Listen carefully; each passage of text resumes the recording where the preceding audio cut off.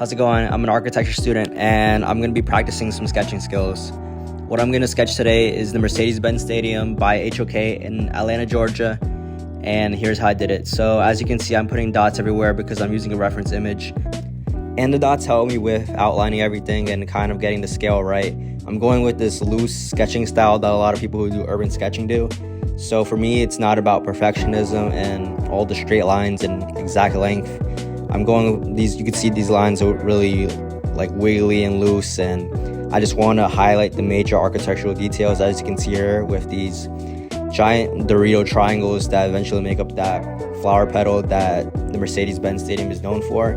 And I add in the little details like the structural elements, the bushes, the sidewalks, and then you're gonna see I add more details on those giant Dorito things, which are actually glass. And the Mercedes-Benz logo was actually harder than it seems, since it's technically a 2-point perspective image as well.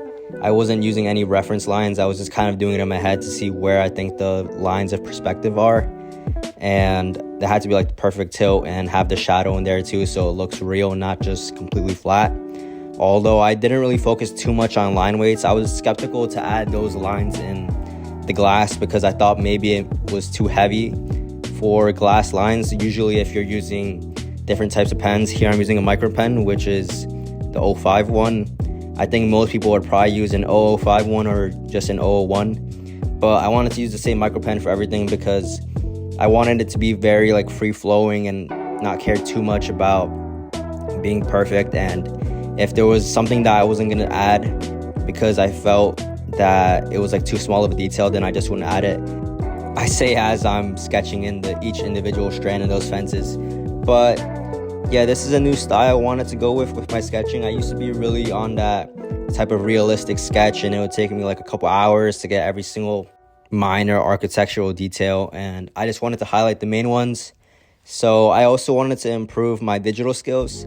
I'm doing this watercolor type of style where it's also a little messy. I don't care about getting these colors out of the line. I was just messing with the opacities and different types of colors. I'm essentially using the same type of gray. It was a little more difficult because it is glass, and you know, glass is just that one thing that you don't even know what color it is. It could be green, it could be whatever.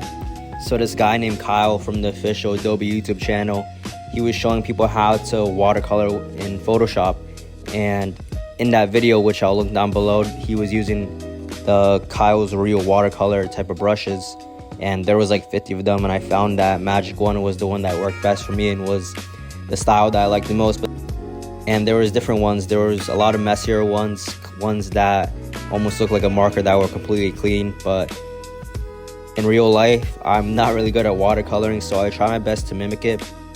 But with my experience in watercoloring, I can tell you that it gets really messy. These things leave the line a lot, and there's a lot of smudges, and all these colors blend together. And I think that was my big problem with this, is I wasn't really sure how to blend them or blend the colors together and making it look good, because it just ended up being like this poopy brown, or it would just look so obvious that it was smudged together. It didn't look like a watercolor type of blend.